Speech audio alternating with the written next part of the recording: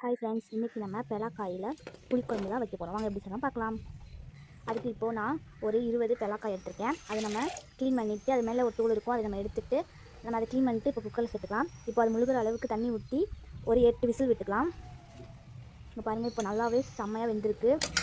இப்போ பாருங்கள், சூப்பராக இருக்குது. இப்படி எடுத்து நம்ம அமுக்கி பார்த்தாலே தெரியும் நம்ம எப்படி வெந்திருக்குன்னு. இந்த அளவுக்கு வெந்தாலே போதும். இப்போ நம்ம கொத்தவரங்காயை நம்ம வேக வச்சுக்கலாம்.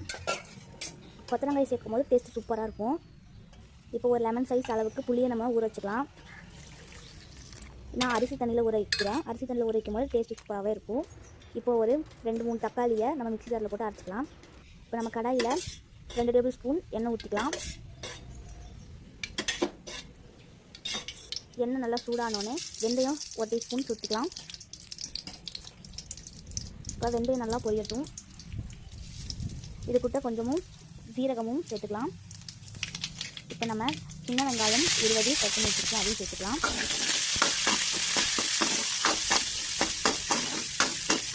இது நல்லா கிண்டி விட்டுக்கோங்க. வெங்காயம் நல்லா வதங்கட்டும்.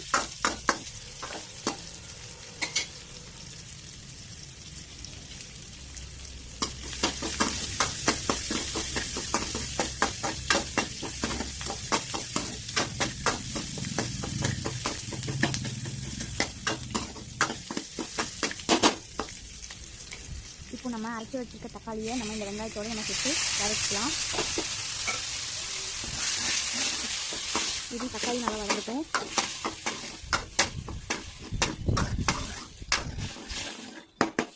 இப்போ நம்ம ஒரு மூடி போட்டு மூடிடலாம்.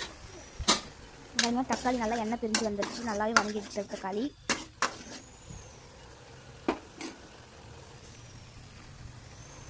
இப்போ இது கூட 2 டேபிள் ஸ்பூன் மல்லித்தூள், 1 டீஸ்பூன் மிளகாய்த்தூள் சேர்த்துருக்கேன். உங்கள் காரத்துக்கு ஏற்றாப்புல சேர்த்துக்கோங்க.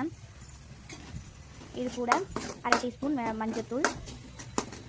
இது எல்லாத்தையும் நம்ம மிக்ஸ் பண்ணிக்கலாம்.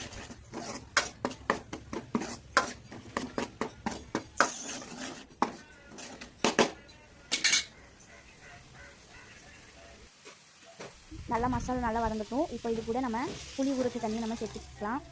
சேர்த்து இதை மீனாலும் மிக்ஸ் பண்ணிக்கோங்க. பாருங்கள், நல்லாவே புளி தண்ணி நல்லா கொதிச்சு வந்துடுச்சு. இப்போ இது கூட நம்ம கொத்தவரங்காயை சேர்த்துக்கலாம். இது கூட தேவையான அளவு உப்பு சேர்த்துக்கலாம்.